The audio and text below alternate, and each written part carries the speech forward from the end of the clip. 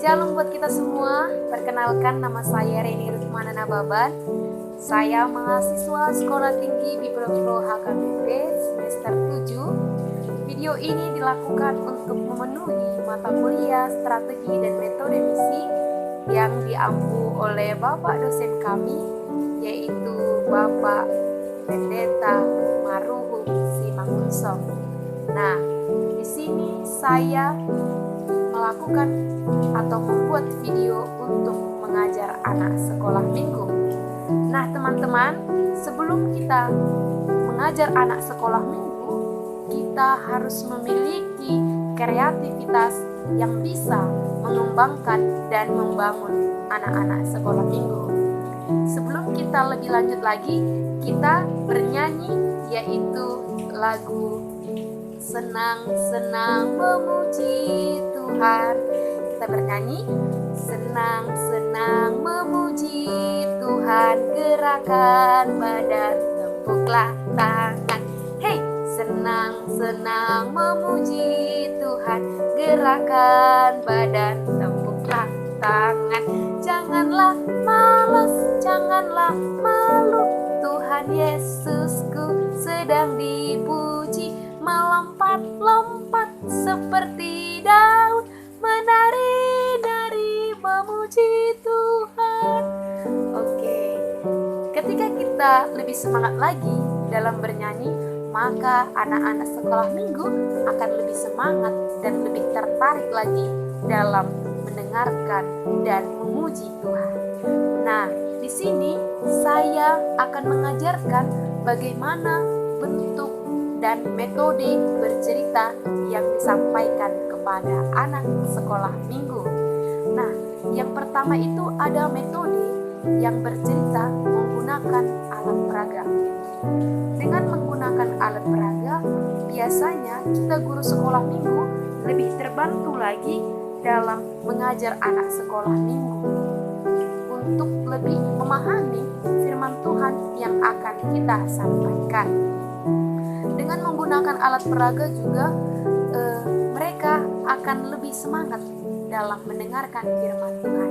Misalnya pada saat ini saya membawa sebuah boneka.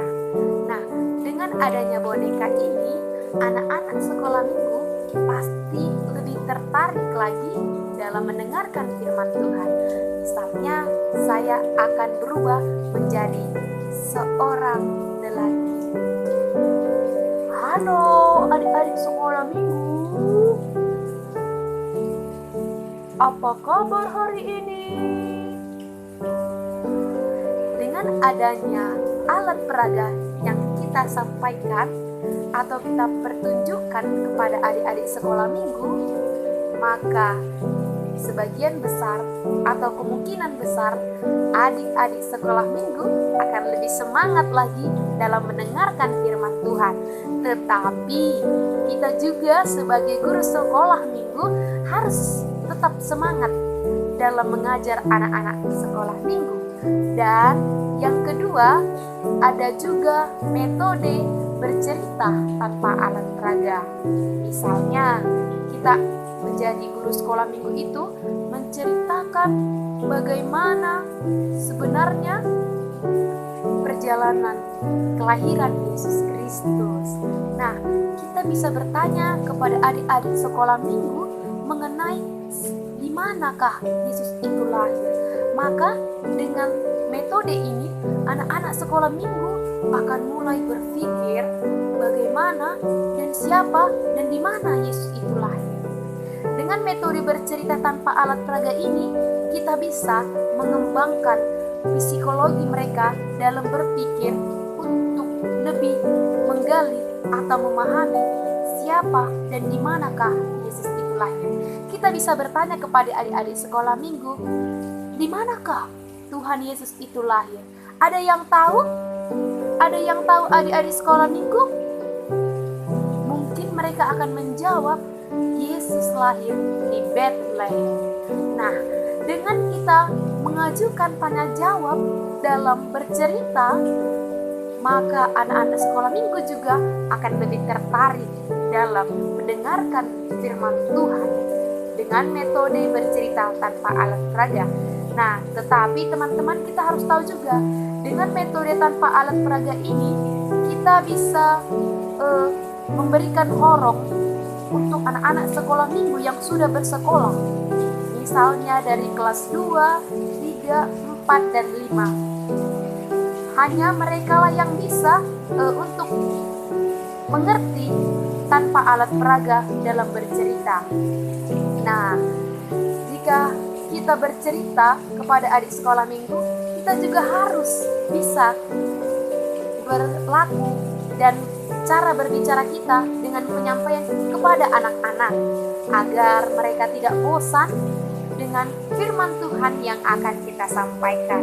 Nah, sebelum kita juga memberitakan firman Tuhan melalui metode atau cara kita untuk menyampaikan firman Tuhan, kita bisa juga mengajak adik-adik sekolah minggu dalam bernyanyi. Misalnya kita bernyanyi, Samuel, Samuel, bangunlah hai Samuel. Samuel, Samuel, bangunlah hai Samuel. Tuhan memanggilmu. Tuhan memanggilmu. Berbicaralah Tuhan, sebab hamba-Mu ini mendengar. Berbicaralah Tuhan, sebab hamba-Mu ini mendengar. Oke.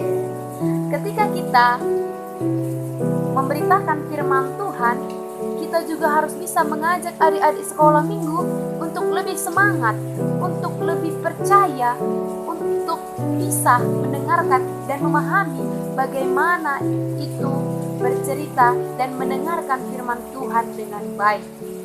Sebagai guru sekolah minggu, kita harus memiliki kreativitas yang sangat besar, yang sangat bisa menarik anak-anak sekolah minggu untuk tetap bersemangat.